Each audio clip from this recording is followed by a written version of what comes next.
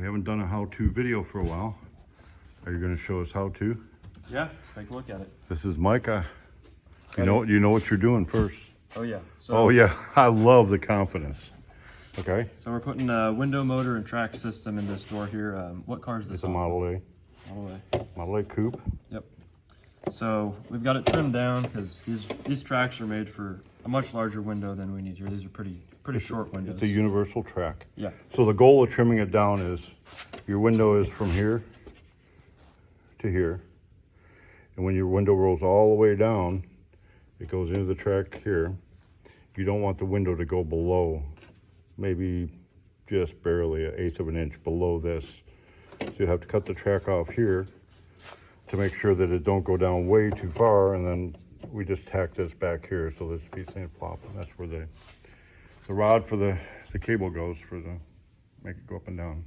Yep. So now that we've got this fit in here, make sure that lines up nicely there. We'll go ahead and mark our holes. Okay, is that there? Okay, it's actually a little high. A little too high.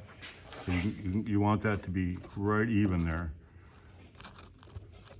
So this here and this need to be even with the outside. And what we do, we take in here, we put an aluminum channel to build this up, and then we can put some felting here. So the glass is going to log the felting. So we can actually, this has got an offset in it, you can see that. So we can take and knock the offset down a little bit to match there. So once we got this matching, what about the back? We gotta make sure when your glass is in here and in here, that it's in the center of here and here. So we got, okay, aluminum channel. It's kind of one way to figure it out. So you can kind of see this is, that's gonna be sitting way high. If you take that out to about where that goes. So we're gonna have to somehow get that down. So that's gonna have to be even on that. Otherwise what'll happen when your window rolls all the way down, it's gonna put pressure, in this case, it's gonna put pressure on the outside going to the door, and a good chance it's gonna break the window right there in the center. So the window has to go up and down. There is a little bit of flex in here, back and forth. So as the window travels up and down, you can see it'll move like that. But you do want to center this channel between the two rails. It's not important that it's absolute center, but it is important that it is parallel. This and this is parallel to this. And if you're doing say a 32 or a 34 where the window's not a rectangle window, but it's a kind of a shape, an oval shape, there's going to be a flat side, especially along the bottom, that's going to go along that channel. Make sure it's parallel to whichever side of the channel is going to be parallel with it. Drill the holes, got to mark it. Metric bolts, of course it's made in China or somewhere, not made in America. Can't get American made ones, I don't think. So you're going to have metric bolts there. And then we got to trim the bolts down that way they don't exactly stick up and hit the glass. Yeah, you don't want the bolts to be too long, especially the one that goes up underneath it here, that it pushes the channel up. So you may need to trim the bolt depending on what size bolts you can get. Unfortunately, around the stores here you can buy bolts by the pound, $2.99 a pound, but these bolts 69 cents a pound. I didn't get them from our normal source. I went over to the feed store, had them.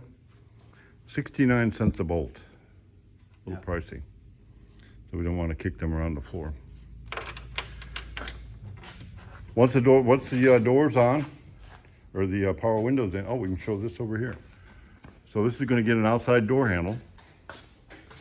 So what we're doing is we're mocking it up. We've got this little jig here that we put on, and we make our hardware. Put a spring on the handle here so it returns.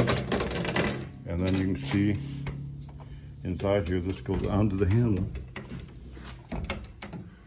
Right where the, don't know where the handle went, but we had here we go. So we weld on the end of the handle, we weld this piece. And then once the handle's in there, it just goes in. Let's see, how can we do this? Okay, this is manipulating here.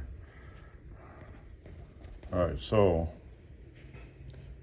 anyway, that folds up on it. If you can figure that out, you're better than I am.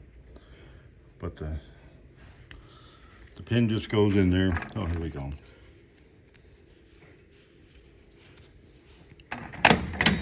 Just goes into it like this, and then snaps down. Never mind. You'll get the idea once you start working. Well, hopefully you enjoyed that finger work there. So Micah, Yep. bending, doing. So what's your latest project? You got like all kind of art projects and things going Yeah, on. yeah. So I built a big coffee table. It's got a V6 engine block. It's built on a nice quilt pattern wood base made out of 200-year-old oak. Really? And then it's got all kinds of fancy lights on it, so it lights up from the inside. Finished? Real nice. Ready to go? It's finished. Yeah. For sale? How For much? sale. I'm asking $1,200 for it. And where can we find that? I could. You don't have a website? You don't have I a? don't have a website. You have a YouTube channel? I do have a channel. Yeah, Born to Wrench with no spaces. Born to Wrench with no spaces. That's my channel. You can find me on there. If you're interested in the table. He would have been smart to put that up on YouTube. I'm not sure if I have a video up on it yet, but I'll put one up there, and you can take a look at it. If you like it, just message me, and Yeah, we can there you figure go. something out. It is pretty cool. I did see Yeah. some pictures of it. Yeah, it's really nice. And then if you're confused on how to use extensions, Yeah. you got a video of how to use Oh, yeah. extensions. Yeah. Yeah. Okay, that's it for this instructional video.